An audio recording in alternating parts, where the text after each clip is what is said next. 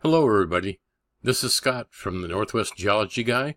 I'll be your host today as we take a little time travel back to 200 million years ago when the supercontinent Pangea started to break up and what is now the North America plate was starting its drift to the southwest. As you can see here, as the state of Washington was being assembled over the past 200 million years, you'll see here's the ancient North America, and then we started to add on the big terrains of Washington that made up our state. And this section over here, don't get confused, that is from the Columbia River flood basalts.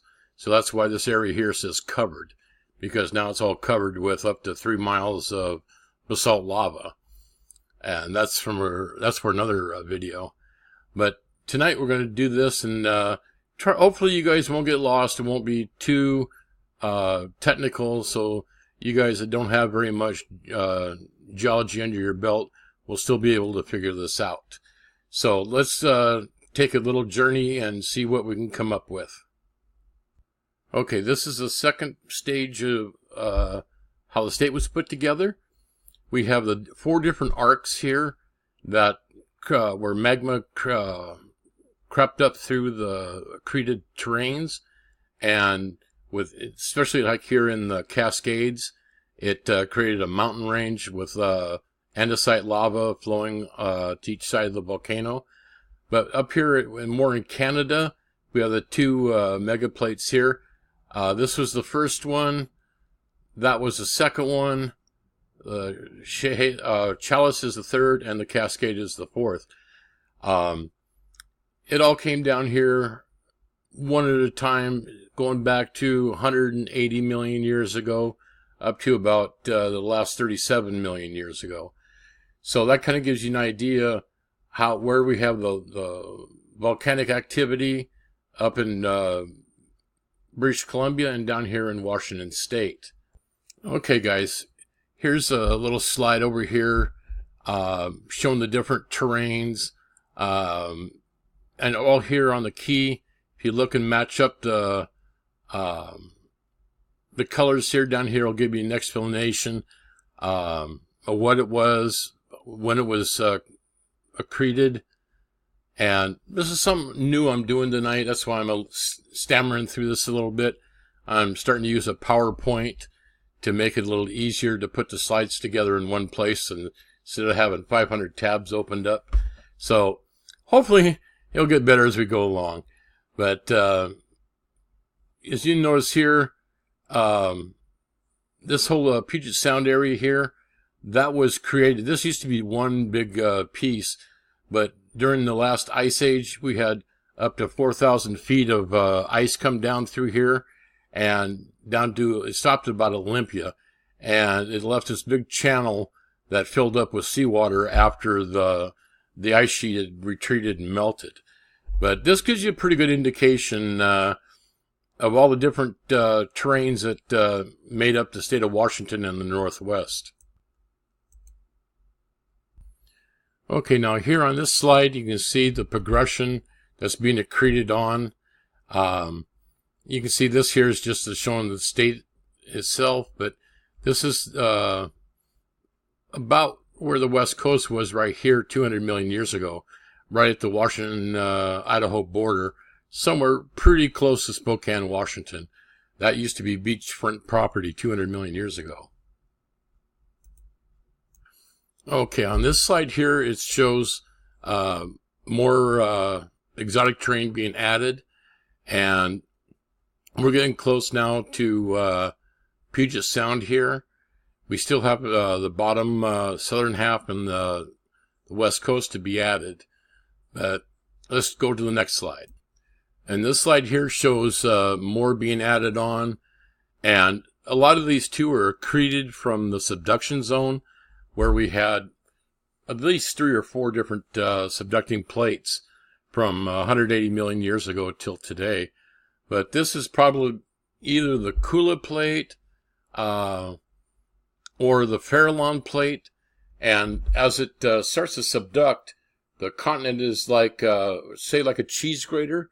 that scrapes off a little bit as it subducts underneath. We'll start to scrape it off the top. And this is how, like some of the volcanic islands and other land masses made it on top of the continent and were just kept getting shoved to the east. And that's how this whole process is being built up.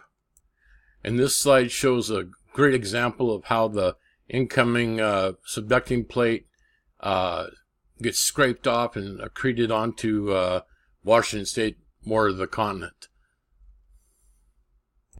Okay, this slide shows the completion of the terrains added to Washington State, British Columbia, and down into Oregon and a little bit into Idaho. But I hope you guys get the general concept of this, how it was slowly added piece by piece.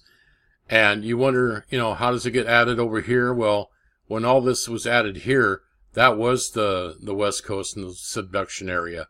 But now that our Cascadia is laying about 60 miles off our coast now, and, it could add more to the coast until it's done, but we won't be around to see that because this process moves very, very slow, about the speed of your fingernail growth.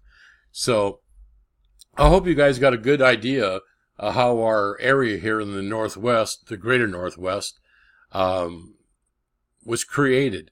In a very slow process with different terrains, and we have physical evidence to this because over in eastern Washington, there's Mount Stewart. Well, it's a batholith. It's a great mountain. It's not a volcanic mountain. It's a great granite mountain. And it's been carbon dated back to 150 million years ago. Well, the next terrain over is about 90 million years younger.